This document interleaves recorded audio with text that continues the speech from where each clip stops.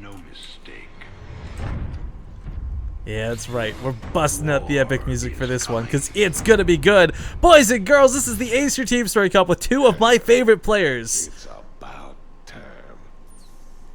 Spawning here in the bottom left. Stepping up for complexity in the alliance between Dignitas and Complexity. Fighting against this monster in a best of 9. Looking to put his team back in play. His team is currently down 1-3. It is the blue newcomer, the Zerg player, Hendralisk. His opponent in the upper right from Mouseports. He's red. He's tearing it up because he's winning. Oh, I lost the momentum on that one. It's going to be HeroMarine.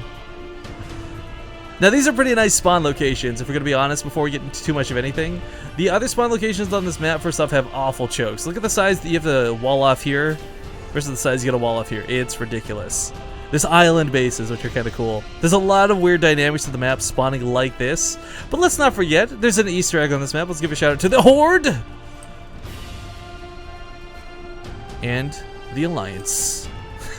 I guess the map maker was a fan of World of Warcraft. Just kind of snuck these little tidbits in there. Of course, they're on all the bases.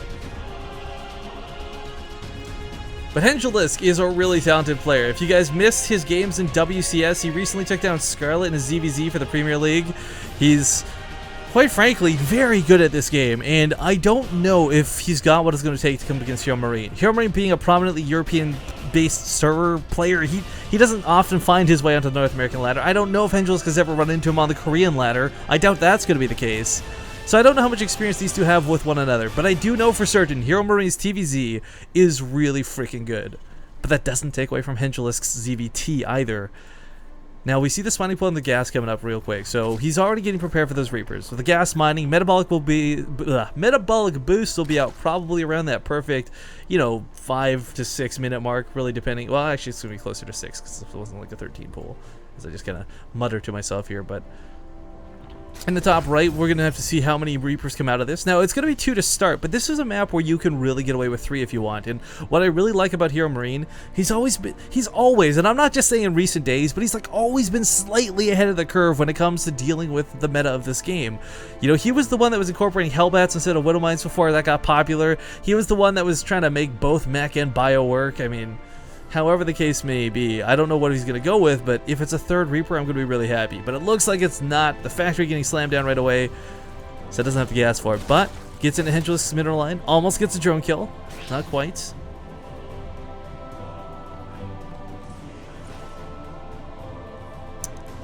Circling will be enough. I like that this is something that a lot of Terran players have been neglecting to do for a while. Ooh, actually, hang on, let's gotta be careful. Even off of creep, you don't want to get surrounded. But I was gonna say one of the things is, yeah, you see Zerg players kind of try once upon a time to sneak 2 Zerglings out of the natural base, run across the map, and kill the SCV that's building the command center on the low ground. And for a while that was working. And then a lot of Terran players just kind of clued in and went like, oh, you know what? I can just fight in the natural and make sure nothing sneaks by me. Now Reaper's unfortunately going to jump into a bunch of Zerglings, not having the high ground vision, the battle awareness they once did. I gotta imagine this, like somewhere out there in the StarCraft universe, there's like a Reaper who's like, man, why don't we ever give up high ground vision? What was the point of that? We must just be puppets on some David Kim string that's being strewn along. Now, this is a lot of Zerglings coming out of Hendralisk. Normally, you don't see Speedling all-ins, guys, for 2 big reasons. 1, Helling's pretty good at shutting them down, but 2, a wall-off is usually all it takes to keep these down. The reason Hendralisk is doing this is because along with the meta of the game, changing, shifting, 3 Reapers, 2 Reapers, a big thing is skipping this second depot at the high ground. But because HeroMarine did not do this, he's actually got somewhere to fall back to. He may lose a couple depots here at the front, and he may end up yielding his natural base temporarily. But this is a lot of links. You can't fight outside of this. Depots need to be raised immediately. They are. Command center gonna drop a mule and then lift and move. We got Banshees coming out of this too, so Helling Banshee is gonna be a good way to start cleaning this up. But the problem is once you give up your natural, it's very difficult to retake. And Hendralisk is still playing on 2 bases, guys. Not taking a 3rd. Looking to go into roaches. Oh boy. This is okay, so for the roaches, normally you would see a 3rd base coming down behind us, right? Normally you'd see like, okay, you applied a little bit of pressure, but this gets shut down because there's typically Banshees to follow it, and that is 100% going to be the case. But 8 roaches on the way, they're not going to die fast to 1 Banshee. He's going to be able to bust through this. One of the big things here is just like, you know, okay, the Zerglings can't break these two depots, but roaches certainly can. He's backing away from this. Hendralisk saw this coming with the Overlord, so he doesn't want to give this away. Unfortunately, HeroMarine will not actually see the tail end of this with that Watchtower vision. Oh, maybe he did. He sent it for those Zerglings. No. Okay, so Hendralisk keeps them safe. They're just hiding out for the time being. But here comes the March of the Roaches, boys and girls. No, wait. There we go. I always try to remember how to do camera swivels, but my fingers don't want to work with me. Alright, well, the first couple of Hellions are going to be very disappointed to see this. As these other ones try to retreat into the base, the Hellions will actually be cut off by the Roaches, and Zerglings flooding in from behind. Hendralisk saying, you know what, screw it, let's just bust on through. Focuses down the bunker, no chance to get made. He runs right past this with those Zerglings. Depots are down, ladies and gentlemen, and there's only 2 Hellions in the main. So a quick surround allows these Zerglings on top of these, and the bunkers have the wallsmen absolutely compromised. We got the Banshee trying to get in here, but the Hellions are completely off the field at this point. There's a couple in the mineral line. There's one trying to hold position behind these SCVs that are, I guess, acting like a bit of a guard for it.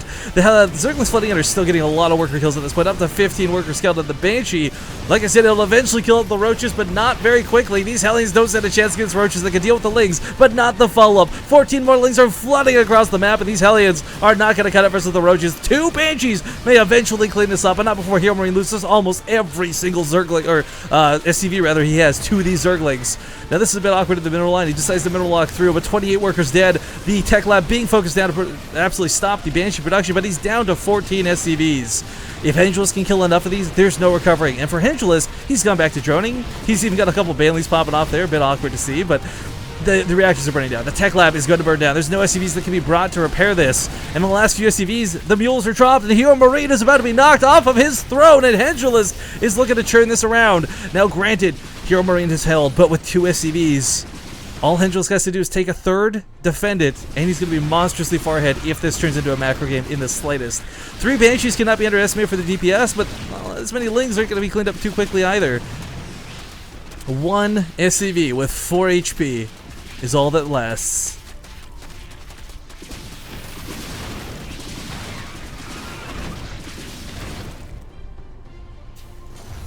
Well, he pulls back to the main. He's going to try and wall this off. Oh, he lost the barracks while this was going on. Oh, God. This is really bad.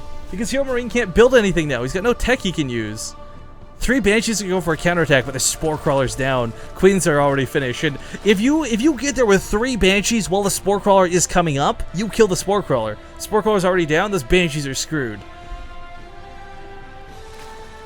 There's no sweet spot to cover. All 4. GG called.